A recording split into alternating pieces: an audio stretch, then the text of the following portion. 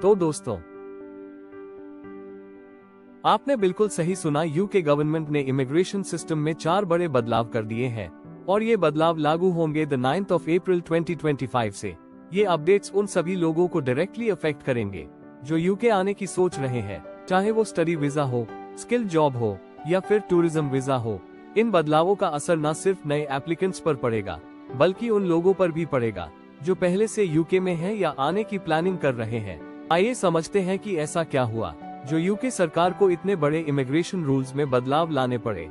पिछले कुछ सालों के आंकड़े बताते हैं कि साल 2020 से 2024 के बीच यूके ने करीब 560,000 लोगों को वर्क वीज़ास दिए। अब आप सोच रहे होंगे कि इनमें से ज्यादातर तो स्किल्ड प्रोफेशनल्स होंगे, लेकिन नहीं, ऐसा नहीं है।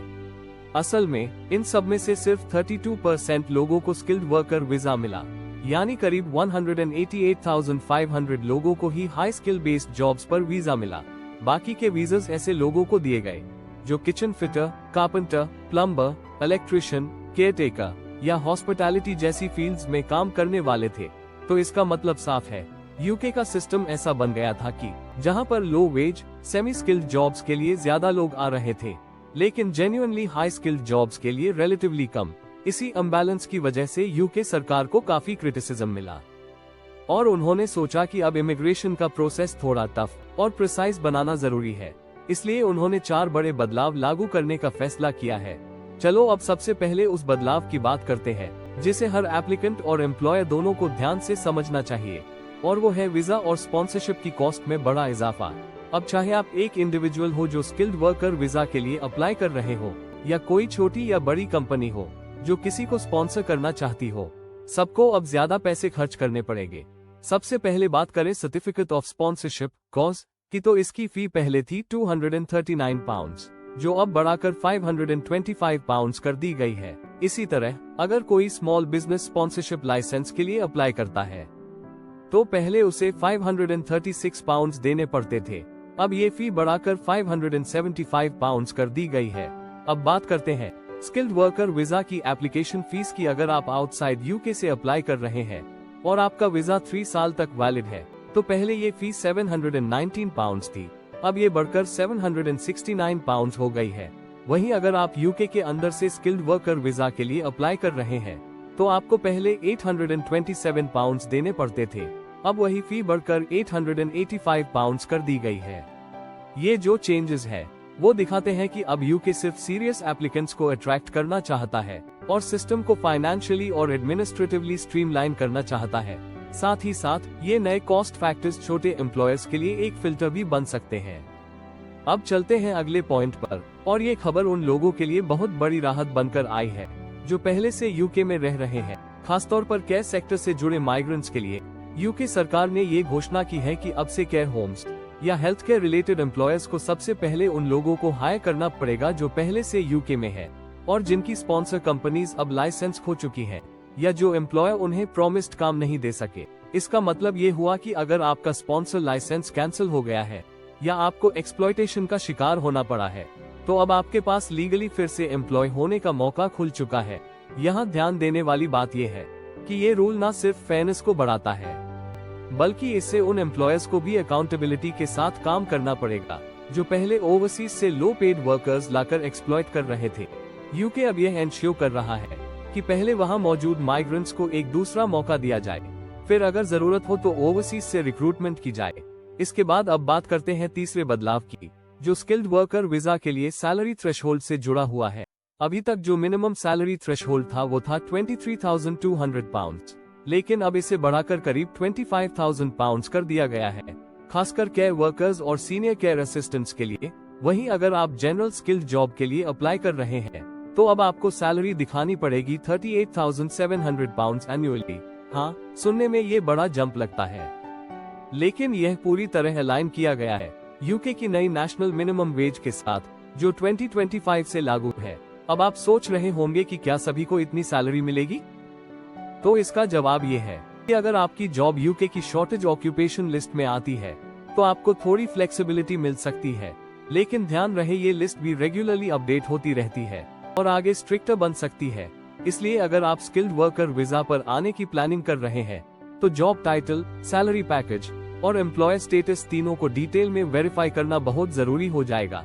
इसके अलावा एम्प्लॉयर्स के लिए भी अब ये क्लियर मैसेज है कि अगर उन्हें ओवरसीज से टैलेंट चाहिए तो उन्हें डिसेंट सैलरी ऑफर करनी पड़ेगी। अब सिर्फ नॉमिनल ऑफर से स्पॉन्सरशिप अप्रूवल लेना आसान नहीं होगा। तो चलिए अब चौथे और आखिरी बदलाव की बात करते हैं, जो शायद टूरिस्ट्स और शॉर्ट टर्म विजिटर्स के लिए सबसे जरूरी है, और वो है ETA यानी इलेक्ट्रॉनिक ट्रैवल ऑथराइजेशन। यूके सरकार ने यह अनाउंस किया है कि अब से यानी अप्रैल 2025 से अगर आप टूरिज्म या शॉर्ट टर्म विजिट के लिए यूके आना चाहते हैं तो आपको पहले ETA के लिए अप्लाई करना पड़ेगा। ETA एक डिजिटल प्री अप्रूवल सिस्टम है, जैसा कि USA और कनाडा जैसे देशों में होता है। अब अगर आप वीजा फ्री ट्रैवल कैटेगरी में आते हैं तब भी आपको यह ETA ऑनलाइन अप्लाई करना जरूरी होगा। ब्रिटिश और आयरिश पासपोर्ट होल्डर्स को इस सिस्टम से एग्जेम्प्ट रखा गया है, लेकिन बाकी सभी नॉन वीजा नेशनल्स को ये रिक्वायरमेंट फुलफिल करनी होगी। इसका मतलब ये है कि अब आप टिकट बुक करने से पहले ETA अप्लाई किए बिना यूके नहीं जा सकते, और अगर आपने गलती से स्किप कर दिया तो आपको एयरपोर्ट पर एंट्री नहीं मिलेगी। इसलिए विजिटर्स को अब पहले से प्लानिंग करनी पड़ेगी और अपने ट्रैवल से पहले डिजिटल अप्रूवल लेना होगा। अब इसका मतलब क्या है?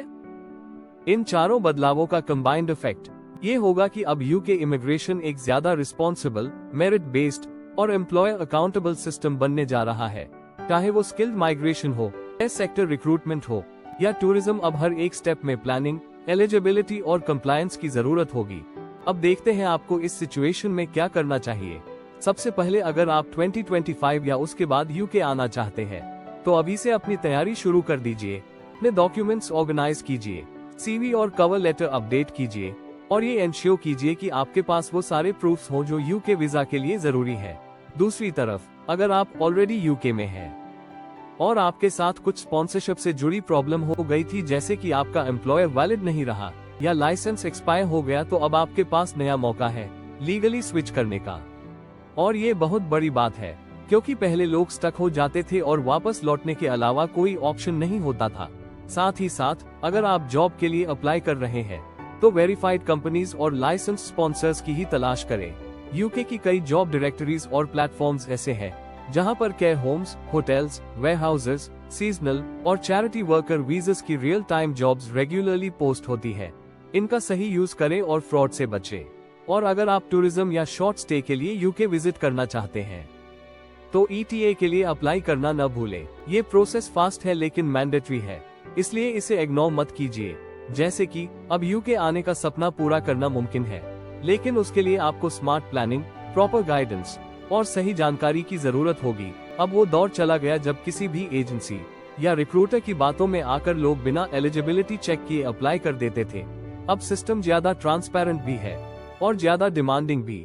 इसी के साथ ये कहना गलत नहीं होगा कि यूके अभी भी एक बेहतरीन डेस्टिनेशन है students, skilled professionals, seasonal workers और टूरिस्ट्स के लिए, लेकिन अब वहां जाने का रास्ता वही लोग तय कर पाएंगे जो जानकारी में स्ट्रॉन्ग है, डॉक्यूमेंट्स में रेडी है और एलिजिबिलिटी में क्लियर है। तो दोस्तों, अगर आप भी यूके की तरफ कदम बढ़ाना चाहते हैं तो इन नए रूल्स को ध्यान में रखते हुए अपना रोड मैप तैयार कीजिए, क्योंकि अब सक्सेस उन्हीं को मिलेगी जो प्रिपरेशन में नंबर 1 होंगे।